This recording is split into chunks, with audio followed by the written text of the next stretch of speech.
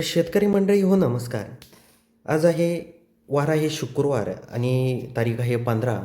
तर 15 तारखेला कोणकोणत्या भागामध्ये पावसाचं वातावरण राहू शकतं आणि पाऊस पडू शकतो, आजच्या व्हिडिओतून आपण बघणार आहोत. त्यामुळे व्हिडिओ शेवटपर्यंत पहा आणि चॅनलवर नवीन असाल तर सर्वात आधी चॅनलला सबस्क्राईब नक्की करून जा. तर शेतकरी मंडळी हो, सकाळी 8च्या किंवा आपण 10-11च्या सुमारास बघूया की काही भागामध्ये वातावरण दिसतंय का. 2च्या सुमारास बघूया. 2च्या सुमारास आपण जर सातारा परिसर जर बघितला, हा सातारा परिसर आता आपण बघू शकतो. हा जो सातारा परिसर आहे, या परिसरात हलक्या ते मध्यम स्वरूपाचा पाऊस पडू शकतो. त्याचबरोबर आपण जर कराड परिसर जर बघितला, कराड परिसरात देखील हलक्या ते मध्यम स्वरूपाचा पाऊस होऊ शकतो. शेतूर हा जो परिसर बघितला, शेतूर, पटाण हा जर परिसर जर बघितला तर या परिसरात देखील हलके ते मध्यम स्वरूपाचा पाऊस पडू शकतो. त्याचबरोबर लाजा, मूर हा जर परिसर बघितला, इथे लाजा आहे, इथं मूर आहे, हा परिसर बघितला तर येथे देखील हलके ते मध्यम स्वरूपाचा पाऊस 15 तारखेला दुपारच्या सुमारास होऊ शकतो. तर इथे आपण थोडंसं वर जाऊया.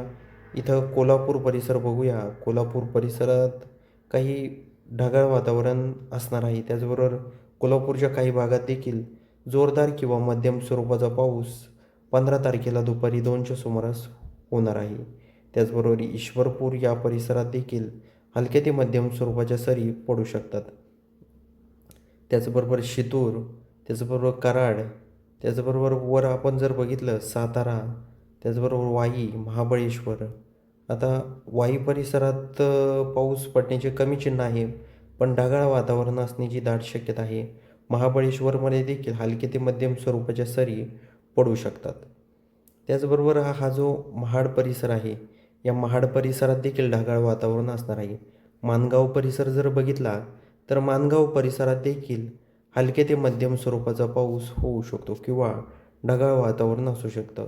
इकडे आपण जर बघितलं दापोली, दाभोल, खेड, चिपळूण परिसरात हलके ते मध्यम स्वरूपाच्या सरी पडू शकतात.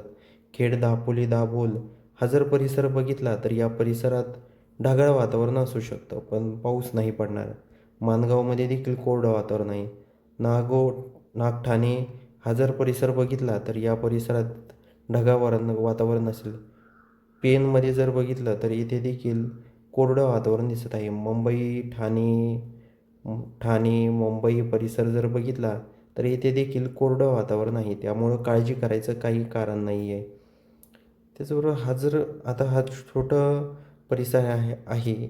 आता इथे जर आपण जर बघितलं तर भिवरपुरी हा जर परिसर बघितला हा संपूर्ण, तर या परिसरात ढगाळ बघितलं तर हा जो सातारा परिसर आहे, तर या सातारा परिसरामध्ये जोरदार स्वरूपाचा पाऊस होऊ शकतो. इथं चिपळूण, पलटण, त्याचबरोबर भोर, महाड, नीरा हा जो परिसर आहे, तर येथे हलक्या ते मध्यम स्वरूपाचा पाऊस होऊ शकतो. त्याचबरोबर आपण जर हा ईश्वरपूर परिसर बघितला, संध्याकाळी 6 वाजता हा जवळजवळ संपूर्ण पट्टा हा मिरज, निपाणी, कणकवली हा जर परिसर बघितला तर येथे हलक्या ते मध्यम स्वरूपाचा पाऊस होणार आहे. त्याचबरोबर सावंतवाडी हा पाऊस पूर्णपणे बाहेरच्या राज्यामध्ये पण जास्त प्रमाणात आहे. इकडं जर आपण बघितलं तर उडिप्पा या परिसरात बघितलं, इथे आपण बघू शकतो उडिप्पा परिसर. तर या परिसरात देखील जोरदार स्वरूपाचा पाऊस पडणार आहे. त्याचबरोबर इथं मंगळुरू परिसर जर बघितला तर येथे देखील जोरदार स्वरूपाचा पाऊस पडला आहे. हे झालं महाराष्ट्राच्या बाहेर. पण महाराष्ट्रामध्ये जर आपण जर बघितलं तर काही प्रमाणात जोरदार स्वरूपाचा पाऊस काही भागामध्ये होऊ शकतो. आता आपण बघू शकतो ही हैदराबाद परिसर जर बघितला तर येथे देखील जोरदार स्वरूपाचा पाऊस होणार आहे. त्यामुळे सतर्क राहा. महाराष्ट्राच्या कोणकोणत्या भागामध्ये पाऊस पडू शकतो, तर व्हिडिओच्या माध्यमातून आपण बघणार आहोत.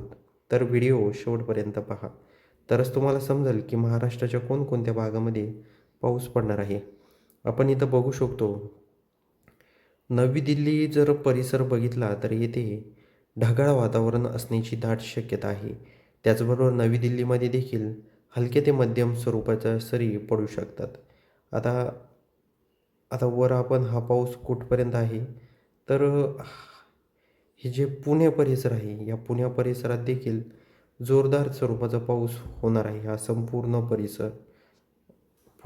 संपूर्ण परिसर जर बघितला, तर येथे हलक्या ते मध्यम स्वरूपाचा पाऊस पडणार आहे.